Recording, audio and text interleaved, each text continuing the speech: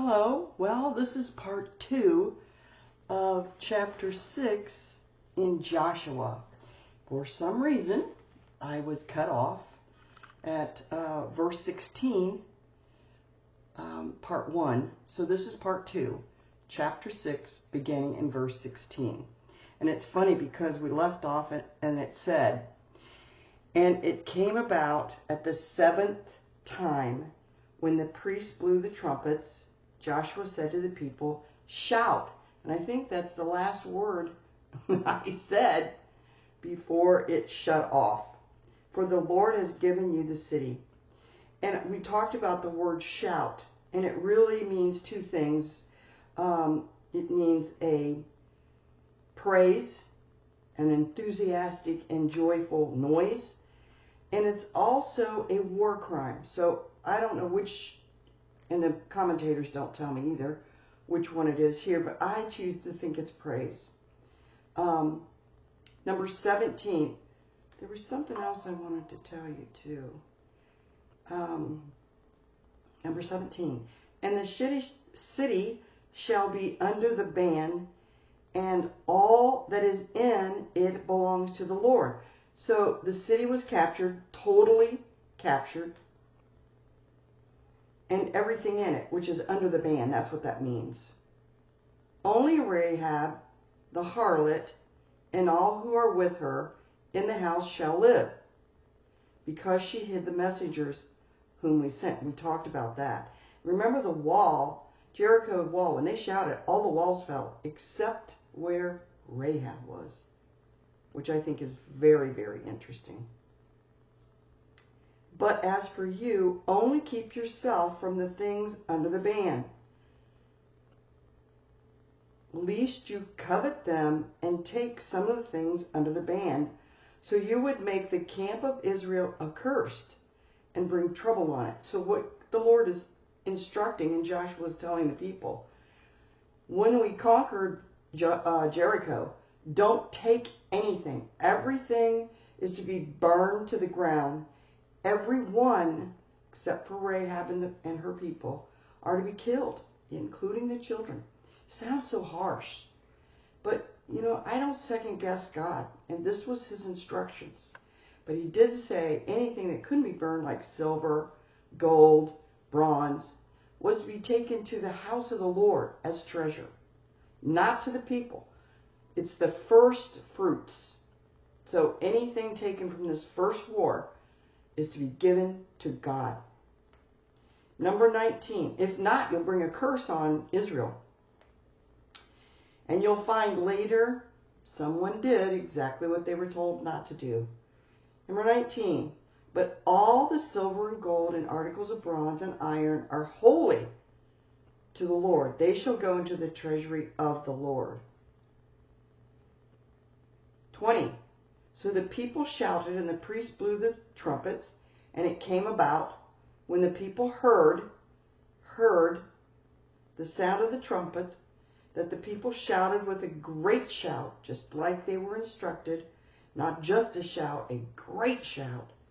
"And the walls fell down flat," it says, "so that the people went up into the city, every man straight ahead, and they took the city." So they overtook the city. And an interesting point I read, and I wrote it down so I wouldn't forget to tell you, it is God gave the city of Jericho to the Israelis, but the Israelis had to take it. And that's a practical application. God gives us a lot of territory, but we have to take it and maintain it. Number 21. "And they utterly destroyed everything in the city, both the man and the woman, young and old, and ox and sheep and donkey, with the edge of the sword." They even killed the animals. Everything. For whatever reason, and it doesn't tell me why, other than these people were wicked. I mean, really wicked. And I don't think God wanted the Israelis to be tainted by these people. And they were so bad. The Canaanites were so bad. That was the first bunch of human beings that God went after and destroyed because they were that bad.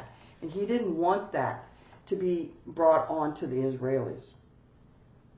Number 22, and Joshua said to the two men who had spied out the land, they're still around, go into the harlot's house and bring the woman and all she has out of there, as you have sworn to her. So they went to save Rahab. And guess what? Everything she had, it says in here, she could take with her. Now what did God say about everybody else's stuff? To be burnt to the ground, destroyed, so that it couldn't revive itself. But Rahab and her family and everything she owned was allowed to go with her. Number 23. So the young men who were spies went in and brought out Rahab and her father and her mother and her brothers and all she had. They also brought out all her relatives and placed them outside the camp of Israel. Why did they put them outside the camp? Well, it's like a, what do they call it in the military when you're brought home? They put you in a quarantine type thing just to really decompress you.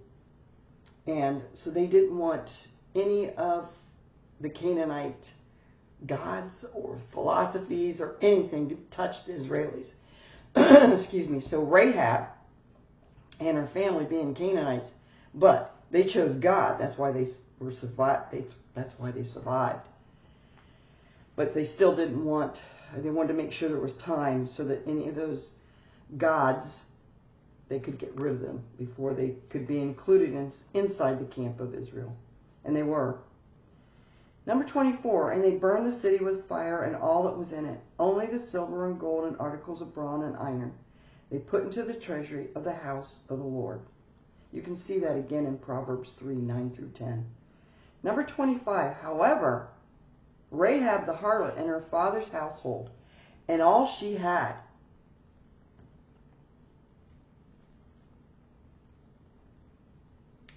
Joshua spared, and she has lived in the midst of Israel to this day, for she hid the messengers whom Joshua sent to spy out Jericho. Guess what? Rahab is also in the genealogy of Jesus. That's why she's in the Hebrews 11. I call it the Hall of Fame. It's really the Hall of Faith. 26. Then Joshua made them take an oath at that time, saying, cursed before the Lord is the man who rises up and builds this city, Jericho. With the loss of his firstborn, he shall lay its foundation, and with the loss of his youngest child, he shall set up his gates. Now you'll look in 1 Kings 16 through number 34, a guy named Heel, which I think is interesting, H-E-E-L. He tried to rebuild Jericho, and this exact prophecy affected him. His firstborn was killed, his last one was lost as well. So I looked it up. There is a city of Jericho today. So I'm not sure how long God was saying, cursed before the Lord is the man who rises up. But I actually looked it up to see if it was still, a city. And it is considered still a city. Unlike Sodom and Gomorrah, they no longer exist. Number 27 in the final verse of chapter 6. So the Lord was with Joshua, and his fame was in all the land. God promised him, if you obey me, Joshua, and have the people do exactly what I ask you to do, then I will edify you, I will exalt you. So he made his name famous in all the land because he obeyed God. So this was good. We're into it only 9 minutes, almost 10 minutes. But this is part 2 because they cut us off. I've fixed that problem though. So this is part 2 of chapter 6, Joshua, book of Joshua. All right, I will see you next Friday. Thank you.